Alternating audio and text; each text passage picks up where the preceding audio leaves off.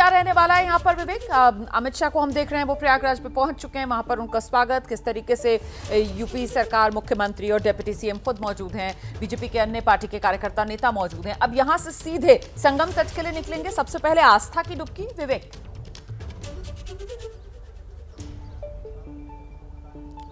जी बिल्कुल, अमित शाह वहाँ से निकलेंगे, वहाँ से निकलकर वो अरैल घाट पहुँचेंगे। अरैल वीआईपी घाट है, वीआईपी घाट से वो बोट लेंगे, बोट लेने के बाद वो संगमनोज तक पहुँचेंगे। संगमनोज तक पहुँचने के बाद वहीं पर वो संगमनोज पर स्नान करने वाले हैं। स्नान करने के बाद वो वीआईपी जेट्टी से ये वीआईपी घाट तक पहुँचेंगे। सामने की तस्वीरें वीआईपी घाट की हैं। इस पूरे समय में लगभग 1 से 1.5 घंटे का कुल जो वक्त है वो लगने वाला है। और वीआईपी घाट आने के बाद फिर वो आगे सबसे पहले लेटे हनुमान जी मंदिर जाएंगे, वहाँ पर हनुमान जी के दर्शन करेंगे। फिर वो वहीं से अंदर बगल में जो किला है वहाँ पर अक्षयवट जाएंगे, अक्षयवट के दर्शन पूजन करेंगे।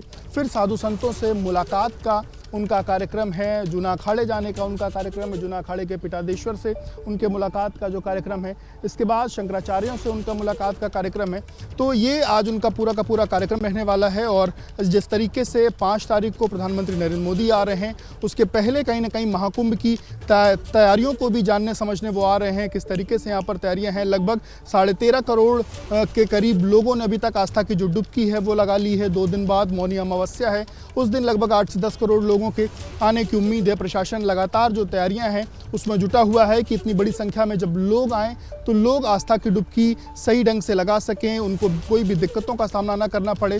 तो आज ये तमाम चीज़ें भी जो अमित शाह हैं वो देखेंगे, परखेंगे। इसके साथ ही साथ जब साधु संतों से भी मुलाकात करेंगे तो व्यवस्थाओं के बारे में उनसे भी एक तरीके से फीडबैक लेंगे। मैं उस पर आती हूँ विवेक, लेकिन पहले जरा दर्शकों को ये बताइए कि गृहमंत्री अमित शाह अरैल घाट से और फिर नाव पर सवार होकर वो संगमनोज तक, तो ये जो अरैल घाट वाले रास्ते से वो पहुंचेंगे डुबकी लगाने के लिए, ये सुरक्षा के मद्देनजर ये जो रूट है वो तय किया गया है?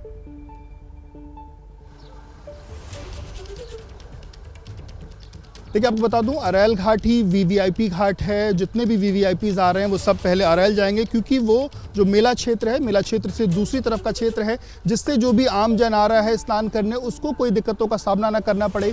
इसलिए सभी वीवीआईपीज को अरैल घाट ले जाया जा रहा है। उधर से जो रूट है वीवीआईपीज आसानी से घाट तक पहुँच जा रहे हैं।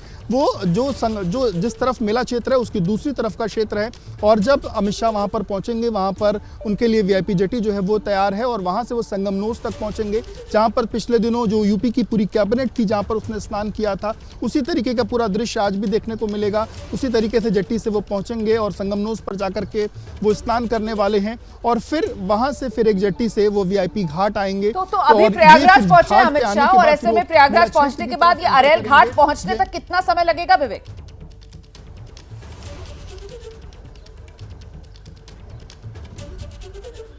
एक बार सवाल दोहराइएगा। जी, प्रयागराज तो पहुंच चुके हैं, लेकिन यहाँ प्रयागराज पहुंचने के बाद अरैल घाट पहुंचने तक कितना समय लगेगा?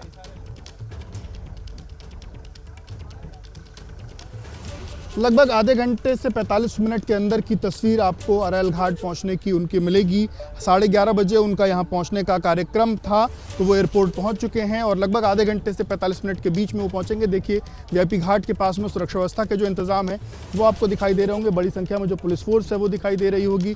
इसके साथ ही साथ जो कमांडोज हैं वो यहाँ पर तैयार हैं।